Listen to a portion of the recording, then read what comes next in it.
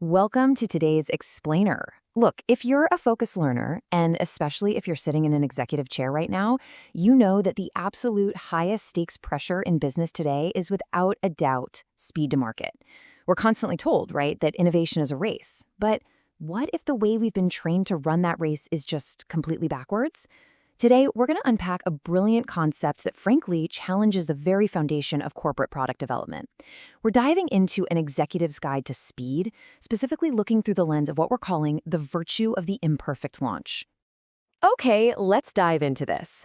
As leaders, naturally we want things to be flawless. We want that gold standard, right? But is the pursuit of perfection actually slowing your business down? I want you to really think about the agonizingly slow process of traditional product launches. You know the drill, the endless review cycles, the constant tweaking. What we usually label as quality control can silently morph into this devastating corporate trap. And look, the desire to get it absolutely right before anyone outside the building sees it, totally understandable. But in a fast-moving market, it might literally be the very thing holding you back from real success. We're so trained to put our best foot forward, to polish, refine, and hold endless meetings until momentum just completely stalls out. And while you're caught in this endless perfection cycle, time is ticking and your competitors are already making their moves. Section 1. The Perfection Trap. Slowing Down. Section 2. The Virtue of Ugly by Anthony Ferrier. So, how do we escape that trap? Well, there is a way out, but it requires a massive burst of dynamic energy, a complete reset of our expectations, and this fascinating thesis from Anthony Ferrier's recent Kindle edition release. Here's the core concept, and he calls it Launch It Ugly. Now, I know, just hearing the word ugly in a corporate setting is probably making your compliance team sweat right now. But he defines this as a counterintuitive but effective strategy for product managers seeking to maximize speed and productivity. And hey, while Ferrier explicitly targets product managers in the text, I really want to emphasize that this is an absolutely essential paradigm shift for top executives. Why? Because you set the culture. If the C-suite doesn't permit an ugly launch, your product managers are never going to have the psychological safety to actually execute one. Understanding this definition is really your first step to unlocking unprecedented organizational speed. When you compare the two approaches, the contrast is stark. On one hand, you've got the traditional mindset, launch perfect, which is conventional, sure, but ultimately it's slow. And then on the other hand, you have the Ferrier strategy, launch ugly, which is totally counterintuitive, but highly effective. For executives, processing this probably creates a bit of cognitive dissonance, doesn't it? I mean, we literally have to embrace the idea that a release lacking final polish, something genuinely ugly, can actually be transformed into a massive strategic advantage. It feels wrong in our gut, but the results? They prove it right every single time. Now, what's really interesting about the strategy is the specific language Ferrier uses. He openly acknowledges that this is a counterintuitive but effective strategy. I want to really hammer home that word, counterintuitive.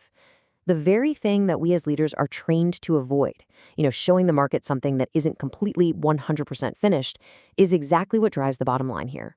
You basically have to fight your own leadership instincts to make this work. You have to be willing to feel a little uncomfortable if you want to be truly effective. Section 3, the 3 pillars, strategy benefits. Let's move to and see how this builds across the strategy. Because how do we actually implement this, right? We're going to break down Ferrier's succinct concept into a highly structured, super pragmatic action plan for your workflow. He outlines 3 core goals for this strategy. Step 1 is rapid iteration. Step 2 is user feedback. And step 3 is market validation. These aren't just your standard corporate buzzwords. They're the 3 distinct justifications the author provides for launching imperfectly. Think about it. If you wait for perfection, you're just delaying all 3 of these crucial business milestones. So let's look at each one of these individually. We begin with Pillar 1, rapid iteration. When you finally drop that heavy, paralyzing need for an initially flawless product, something amazing happens. You empower your teams to iterate at breakneck speeds. The burden is completely lifted.